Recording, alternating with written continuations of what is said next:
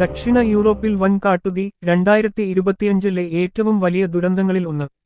2025 August 13-ന് ദക്ഷിണ യൂറോപ്പിൽ ഭീകരമായ കാട്ടുതീകൾ പടർന്നുപിടിച്ചു.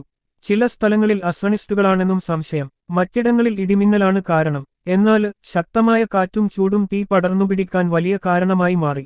ഈ തീപിടുത്തം വാസസ്ഥലങ്ങൾ നശിപ്പിക്കുകയും ആയിരക്കണക്കിന് ആളുകൾ ഉൾപ്പെടെ വിനോദസഞ്ചാരികൾ വരെ ഒഴിഞ്ഞു പോവേണ്ട സാഹചര്യം സൃഷ്ടിക്കുകയും ചെയ്തു.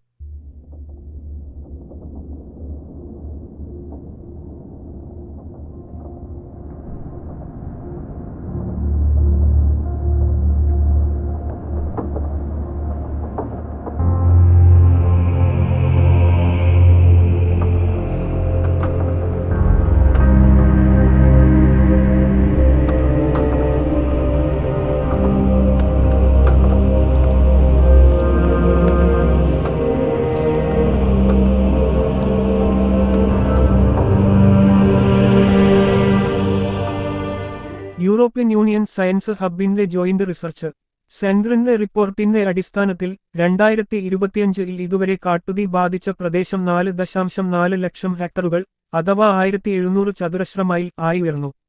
ഈ കണക്കുകൾ 2006 മുതൽ ഇതേ സമയത്ത് രേഖപ്പെടുത്തിയ ശരാശരിയുടെ ഇരട്ടിയിലധികമാണ്. ഇത് പരിസ്ഥിതി അടിയന്തരാവസ്ഥയുടെ സൂചനയാണ് എന്നായിരുന്നു പല യൂറോപ്യൻ മന്ത്രിമാരുടെയും പ്രതികരണം.